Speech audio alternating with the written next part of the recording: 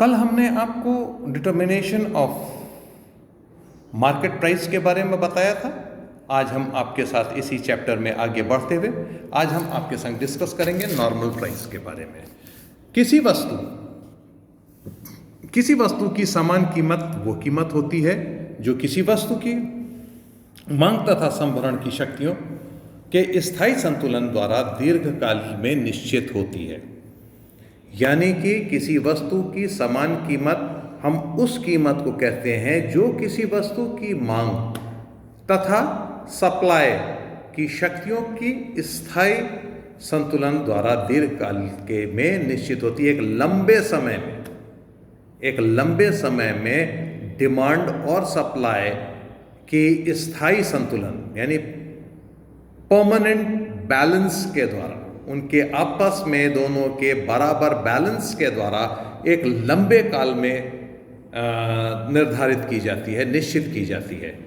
According to martial के शब्दों में समान कीमत वो कीमत है जिसके निर्धारण की प्रवृत्ति तब प्रकट होती है जब मांग तथा पूर्ति की शक्तियों को परस्पर एक दूसरे के बराबर होने में का पूरा समय मिल जाता है। यहां पर है नॉर्मल प्राइस। इसको हम इंग्लिश में अगर हम कहें तो normal price is the price which tends to prevail in market when full time is given to the focus of demand and supply to adjust themself. समान कीमत वास्तविक कीमत नहीं बल्कि संभावित कीमत प्रोबेबल प्राइस होती है, अर्थात यह वास्तव में कभी नहीं पाई जाती कि बल्कि दीर्घकाल में इसका प्रचलित होने की संभावना होती है। और इसकी विशेषताएं क्या हैं? अब नेक्स्ट आपके हेडिंग के साथ हम चलेंगे, समान कीमतों की विशेषताएं, features of the normal price. उसमें नंबर 1 है दीर्घकालीन कीमत।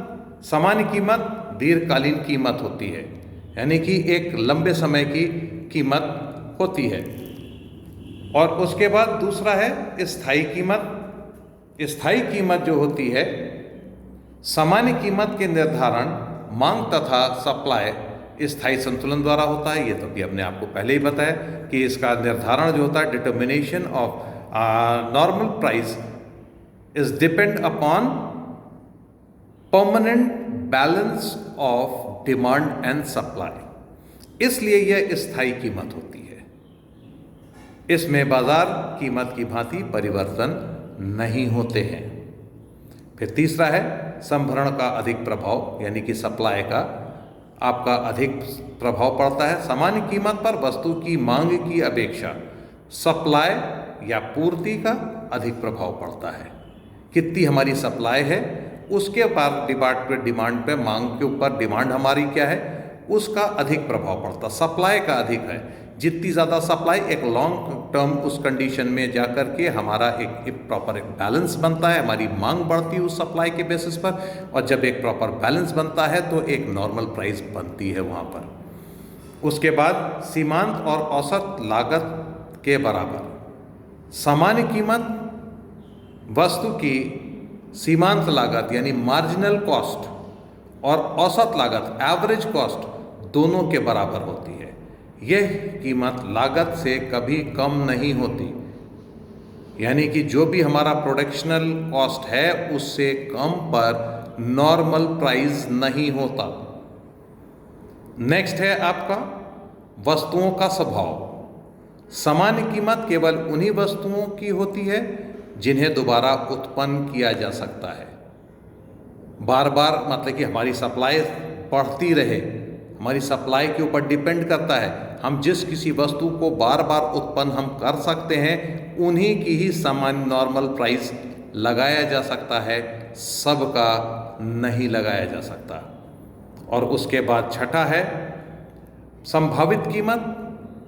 सामान्य कीमत एक प्रोबेबल प्राइस होती है, यानी संभावित कीमत होती है, अर्थात ये वास्तव में विद्यमान नहीं होती बल्कि दीर्घकाल में इसके स्थापित होने की आशा होती है, इसलिए इसे काल्पनिक कीमत भी कहा जाता है, इमेजिनरी प्राइस भी कहते हैं कि आगे हम इस चीज़ को इतने में बना रहे हैं, इतना हमको मार्केट में मिलना चाहिए। ये एक ऐसी प्राइस होती है जो कि एक नॉर्मल प्राइस है कि हमने बना लिया कि आज हम इस चीज़ को इतने में बना रहे हैं तो हम इतने में इसको बेचेंगे। हम बार बार हम उसको बना सकते हैं, हम बार बार उसको हम बेच सकते हैं, हम अपनी चीज़ों को इस तरह से सप्लाई में हम ला सकते हैं कि हम उसकी डिमांड को बढ़ा सकें। जब कभी भी हम डिमांड को अकॉर्डिंग टू अपने सप्लाई हम बढ़ा देते हैं तो उसकी हम एक नॉर्मल प्राइस बना देते हैं, एक सामान्य कीमत रखते हैं कि भैया देखो इसको ये इतने में बनाएंगे, इतना हमारा लागत लगेगी इसको बनाने में, इतना हम मार्केट के अंदर इसको लगाएंगे, हमारा प्रोडक्शन कॉस्ट इतना लग रहा है, ये सामान जोड़ करके हमारा प्रोडक्शन कॉस्ट इतना लग रहा है, मार्केट में हम इसको इतने में बेचेंगे। और ये एक इमेजिनरी कॉस्ट होती है। हम नहीं जानते कि वास्तव में क्रेता इतने में खरीदेगा कि नहीं खरीदेगा। इसमें आपस में जब क्या कहते हैं एक दीर्घ काल में एक स्थायी संतुलन के द्वारा जब निर्धारण होता है तब ये दीर्घ काल में जाकर के इसकी कॉस्ट हमारी फाइनलाइज होती है। और जब तक फाइनलाइज नहीं होती तब तक हम एक इमेजिनरी कॉस्ट के अंतर्गत हम इसको निकालते रहते हैं। अब नेक्स्ट आपका हमारा हेडिंग आई समान कीमत का निर्धारण, डिटर्मिनेशन ऑफ नॉर्मल प्राइस। इसके तहत समान कीमत का निर्धारण दीर्घकाल में मांग तथा संभरण के संतुलन का परिणाम स्वरूप होता है।